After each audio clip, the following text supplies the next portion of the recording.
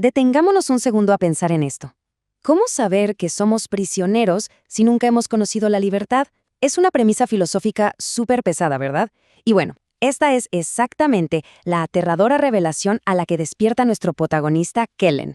Imagínense ser un hombre que después de sobrevivir a una descarga eléctrica que casi lo mata, abre los ojos no solo en una cama de hospital cualquiera, sino ante la aplastante realidad de que toda la existencia humana es una fabricación.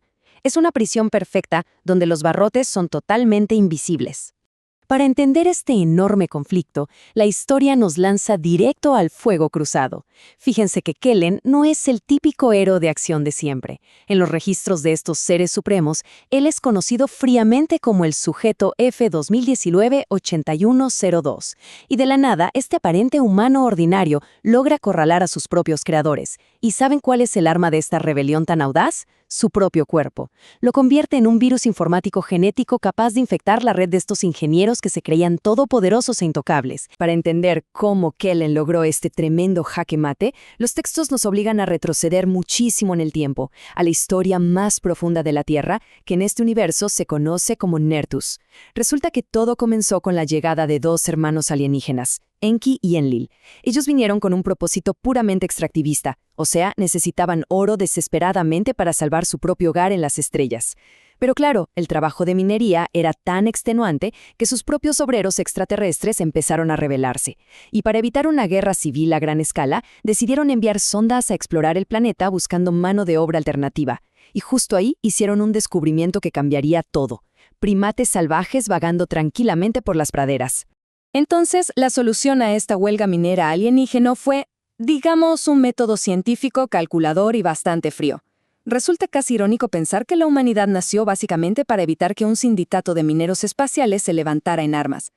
Enki, que era un ingeniero genético, capturó a estos primates e intentó una hibridación directa con su propio ADN divino. Claro, hubo muchísimos fracasos, ensayo y error, y varias aberraciones biológicas en el camino, hasta que finalmente la diosa Ninhursag ofreció su propio vientre como matriz biológica para poder estabilizar el proceso. Y de ahí nació el Lulu, una raza de obreros diseñados exclusivamente para ser fuertes, completamente sumisos y dedicados solo a extraer oro. Ahora, lo que es realmente interesante de este detalle que plantea el texto es el origen etimológico de la palabra humanidad. Si miramos de dónde viene, deriva de humus, que es tierra o lodo, y anus, que significa procedencia. O sea, se define literalmente como una criatura que procede del lodo. Es una definición súper simple, pero que ilustra a la perfección el desprecio absoluto y la visión puramente utilitaria que estos ingenieros divinos tenían hacia sus creaciones. Para ellos, éramos simplemente herramientas nacidas del barro y nada más. Y bueno, la historia obviamente no terminó cuando se acabó el oro. Una vez que se cumplió ese propósito inicial, los dioses le encontraron un uso bastante más oscuro a sus esclavos. Para mantener a raya una especie que estaba en constante evolución, los ingenieros armaron una red de control global. Nos referimos a instituciones que hoy damos por sentadas, pero que aquí fueron diseñadas específicamente para mantener a la población dividida y dócil. Cosas como las monarquías justificadas por sangre supuestamente divina, el adoctrinamiento usando el miedo religioso, el monopolio de los recursos, la supresión química mediante la industria farmacéutica y, claro, la manipulación constante de los medios. Y todo esto por un único y macabro objetivo final: mantenernos emocionalmente inestables para, literalmente, cosechar esas emociones. El punto central de todo esto es este choque monumental que vemos aquí. Por un lado, a la humanidad se le otorgó la ilusión del libre albedrío, esa capacidad de desear cosas y de sufrir contradicciones. Pero esto, ojo, no fue para nada un acto de piedad. Fue una decisión calculada al milímetro para generar emociones súper ricas y complejas, cosas como el miedo, la ira, la frustración, el amor y el dolor.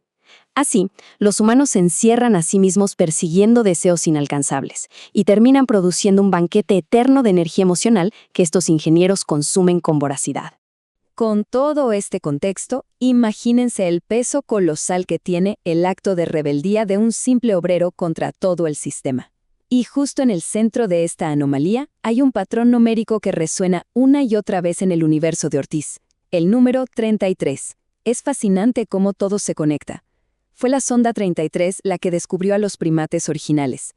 A Kellen, nuestro protagonista, se le aplicó la orden de ejecución 33.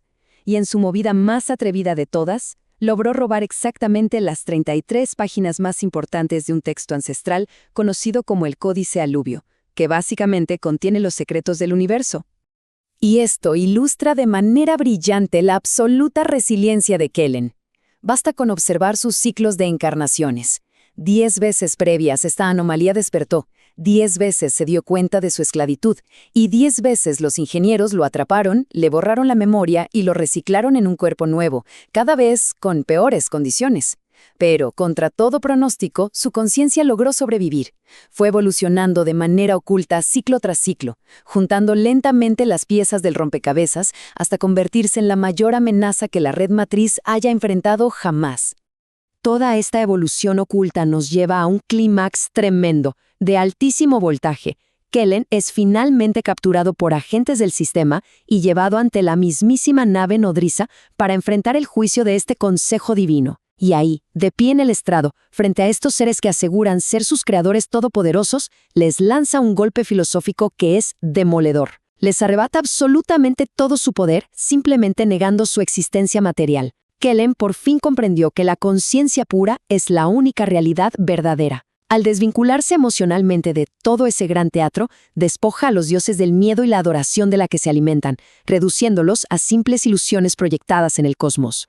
Pasemos a ver cómo esto va escalando, porque en la práctica, Kellen no solo soltó un discurso profundo. Todo esto venía acompañado de una trampa letal. Él no llegó desarmado a ese juicio. Antes de ser capturado, disolvió y se bebió literalmente las páginas del Códice Aluvio. Así que, cuando el confiado Enki decide tomar una gota de la sangre de Kellen para analizar qué era esta anomalía, sella su propio destino. Esa sangre codificada actúa al instante como un virus biológico que infecta toda la mente colmena de los ingenieros. Y durante este proceso, el propio ADN de Kellen muta por completo, desbloqueando 12 hebras genéticas y dándole inmunidad y un poder que rivaliza con el de un dios.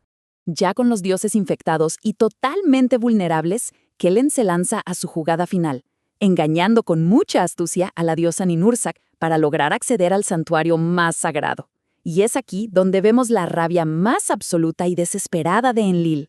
Kellen logra robar las míticas tablas ME, que son básicamente la columna vertebral tecnológica de todo este imperio ilusorio y de la propia nave nodriza. Al llevarse estas tablas de regreso a la Tierra, los ingenieros solo pueden mirar con impotencia cómo eones de control indiscutible comienzan a colapsar activamente justo frente a sus ojos. El clímax de todo este atraco es sinceramente espectacular. Kellen se teletransporta a un templo ancestral oculto en el desierto e inserta estas tablas en una antigua consola. ¿Y cuál es su gran jugada final?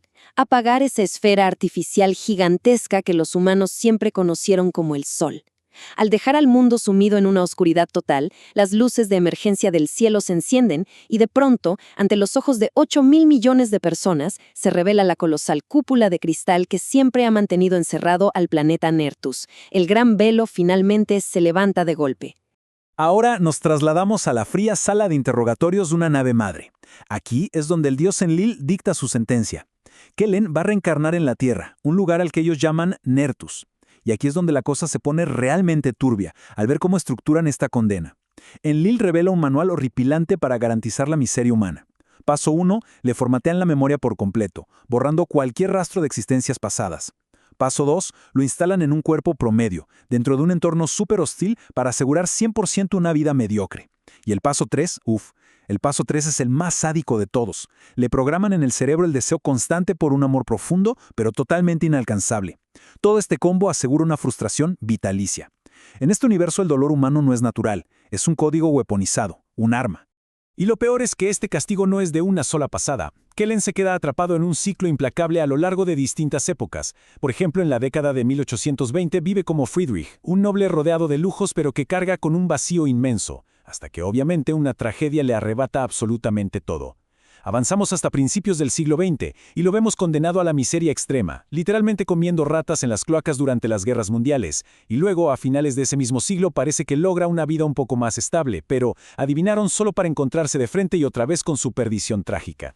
El ancla de todo este sufrimiento constante tiene un nombre y un rostro. Agnes. Ella es un alma gemela que Kellen logra reconocer a través del tiempo, burlando de alguna manera los formateos de los ingenieros.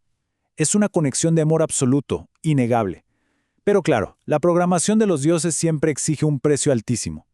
La culminación de este ciclo se da a finales del siglo XX. Ocurre una tragedia espantosa cuando un rayo impacta un transformador eléctrico y Agnes sufre un accidente fatal con una línea de 250.000 voltios. Así que sí, el amor verdadero resulta ser simplemente un cebo dentro de esta jaula cósmica. Ahora, lo verdaderamente interesante de esto es que justo cuando creemos entender las reglas del juego, la historia rompe la cuarta pared. Las deidades de repente saben que están siendo observadas. Y aquí entra el insoportable dilema moral del narrador de nuestra historia. Este humano común y corriente encuentra una moneda extraña de comunicación y Kellen lo contacta. Pero los esbirros de Enlil no tardan en rastrearlo. Y Enlil lo tortura. Pero ojo, no físicamente. Lo tortura amenazando con desmembrar a su esposa e hijos justo frente a él. Ante esto, para proteger a su familia, el narrador colapsa y entrega la ubicación de Kellen en el Parque Central. Es una traición dolorosísima, sí, pero profundamente humana y totalmente orquestada por la crueldad de estos dioses. De vuelta en la nave, mientras espera que le borren la mente otra vez, Kellen observa unas celdas que básicamente funcionan como un purgatorio, y las epifanías que tienen estos reclusos son la clave para vencer al sistema.